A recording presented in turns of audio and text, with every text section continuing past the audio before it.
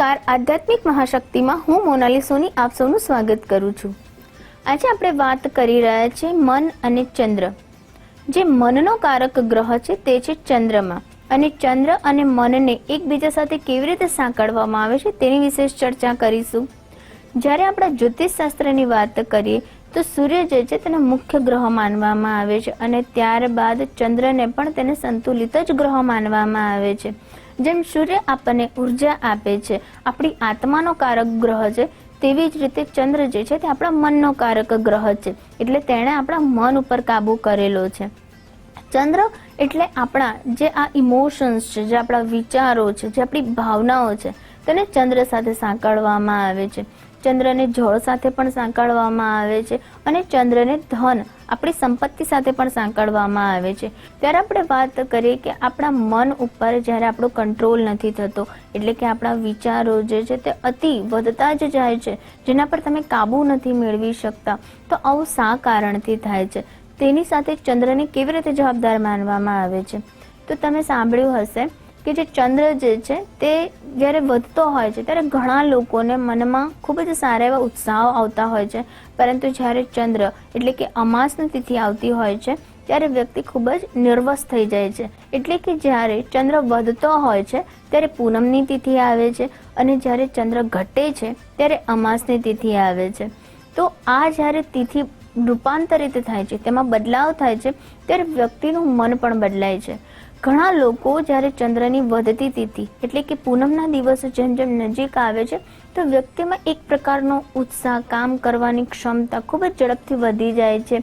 વ્યક્તિના મનમાં પણ ખૂબ જ ખુશહાલી, એન્જોયમેન્ટ જ્યારે તેને કરવું હોય તેવા વિચારો આવતા હોય છે। જેમ જેમ અમાસની તિથિ નજીક આવતી હોય છે તેમ તેમ વ્યક્તિની અંદર તણાવ, સ્ટ્રેસ, એક ડરનો માહોલ ઉત્પન્ન થતો હોય તેવું જોવા મળે છે।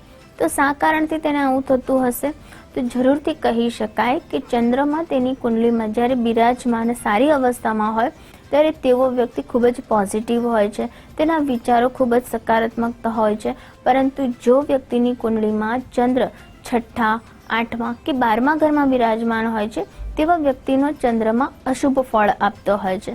તો જ્યારે ચંદ્રમાં અશુભ ફળ આપતો હોય છે ત્યારે વ્યક્તિને કોઈક ને કોઈક રીતે તેનું સ્વાસ્થ્ય સંબંધિત કોઈ તકલીફ રહ્યા કરે છે, અથવા તો માનસિક સ્થિરતા તેનામાં નથી રહેતી, તેને હંમેશા નકારાત્મક વિચારો જ આવ્યા કરે છે, અને વ્યક્તિનું સ્વાસ્થ્ય પણ સંબંધિત કોઈક ને કોઈક સમસ્યા હંમેશા રહ્યા કરે છે। જ્યારે આપણે વાત કરીએ તો ઘણા લોકોની જે કુંડલી હોય છે તેમાં જ્યારે ચંદ્રમાં છઠ્ઠા ઘરમાં બિરાજમાન હોય છે એવા વ્યક્તિને સ્વાસ્થ્ય સંબંધિત એક પછી એક બીમારીનો સામનો કરવો પડે છે। તેને હંમેશા કોઈક ને કોઈક દુખાવો, દર્દ રહ્યા કરે છે।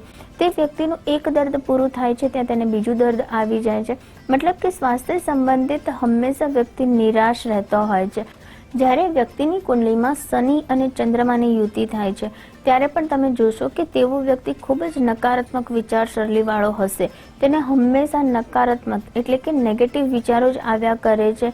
તે કોઈ પણ વસ્તુઓને પોઝિટિવલી નથી જોઈ શકતો, તેના જીવનમાં પોઝિટિવલી કામ નથી કરી શકતો, તે કોઈ પણ વસ્તુને નિરાશાથી, હતાશાથી જોતો હોય છે, અને હંમેશા તેના કાર્યોમાં પણ તેને શૂન્યતા જ જોવા મળે છે। પોતાનું જે જીવન છે તેની પ્રત્યે તેમનો જોવાનો જે ભાવ છે તે ખૂબ જ નકારાત્મક રહેલો હોય છે।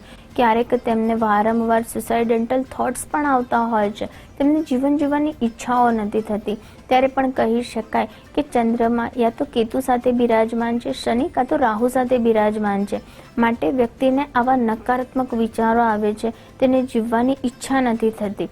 જ્યારે આપણે જ્યોતિષ ઉપાયની વાત કરીએ છીએ ત્યારે તમારે ચંદ્રમાને મજબૂત બનાવવા માટે કોઈ પણ રીતે અવશ્ય ચાંદીનું કોઈ પેન્ડલ અથવા તો કોઈ પણ કડું તમારે પહેરવું જોઈએ, અથવા તો તમારા પગમાં કોઈ સ્ત્રી છે તો તે ઝાંઝર પણ પહેરી શકે છે। ચાંદીનું કોઈ પણ આભૂષણ પહેરવાથી તમારો ચંદ્રમાં જે છે તે મજબૂત થાય છે, તમને કોઈ પણ નકારાત્મક શક્તિ તમારા પર હાવી નથી થતી, તમને નજર દોષ નથી લાગતો, અને ચંદ્રમાં તમારો મજબૂત થાય છે।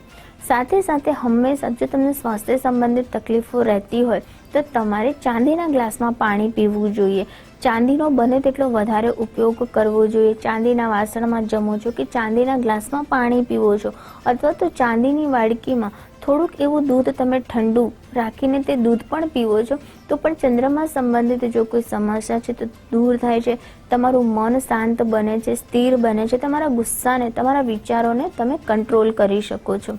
સાથે સાથે તમારા ચંદ્રમાને મજબૂત કરવા માટે તમારા મનના માનસિક જે વિચારો છે, જે તણાવ છે, જે સ્ટ્રેસ છે તેને દૂર કરવા માટે તમારે અવશ્ય તમારા હાથમાં અથવા તો તમારા ગળામાં તમારે ચાંદીનું મોતી એક પેન્ડલમાં બનાવીને ધારણ કરવું જોઈએ.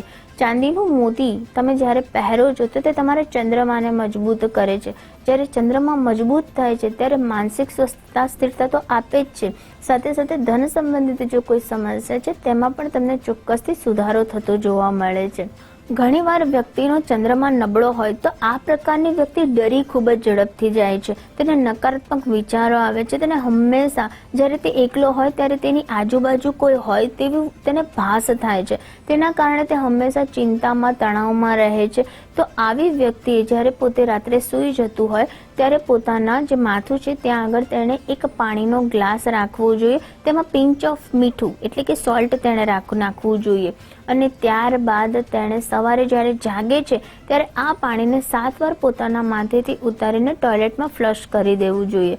જો આ ઉપાય તે અઠવાડિયામાં 1-2 વાર કરી લે છે અથવા તો રોજે પણ કરે છે તો તે જોશે કે તેને જે મનનો જે ડર છે તે ખૂબ જ ઝડપથી દૂર થઈ જાય છે. તો આ વિશેષ ઉપાય કરીને પણ વ્યક્તિના મન ઉપર જે અસર થઈ હોય છે, જે વ્યક્તિ નકારાત્મક રીતે વધારે વિચારતો હોય છે તેમાં પણ તેને પોઝિટિવિટી આવશે અને તેનો ડર કાયમ માટે દૂર થઈ જશે. ચંદ્ર જે છે તેને મન સાથે સાંકળવામાં આવ્યો છે. મન આપણું જો વિચલિત હોય અથવા તો આપણે તેમાં ધ્યાન કેન્દ્રિત ન કરી શકતા હોય, વારંવાર ખોટા વિચારો આવ્યા કરતા હોય તો તે વિચારોની અસર પણ આપણા કાર્ય ઉપર પડતી હોય છે. તો ત્યારે ચંદ્રમાને તમે અશુભ ફળ જે આપતું હોય છે તેને તમે શુદ્ધતામાં લાવવા માટે વિશેષ જ્યોતિષ ઉપાય કરીને ચંદ્રમાને શુભ બનાવો છો તો તમારા મનના વિચારો પર કંટ્રોલ આવે છે, જેના કારણે તમે જોશો કે તમારા કાર્યમાં પણ સફળતા ખૂબ જ ઝડપથી તમે પ્રાપ્ત કરો છો. ખૂબ જ ઝડપથી તમારો જે ડિસિઝન પાવર છે તે સ્ટ્રોંગ બને છે અને ચંદ્રમાં મજબૂત બને છે ત્યારે વ્યક્તિ જે છે તેનું એક અંદરનું વ્યક્તિત્વ ખીલે છે. ચંદ્ર જ્યારે શુભ ફળ આપે છે ત્યારે વ્યક્તિએ પોતાના જે વિચારો છે તેનાથી તે ખૂબ જ ઝડપથી સકારાત્મક રીતે આગળ વધી શકે છે, તેના જીવનમાં તે ઉન્નતિ પ્રાપ્ત કરી શકે છે. નમસ્કાર.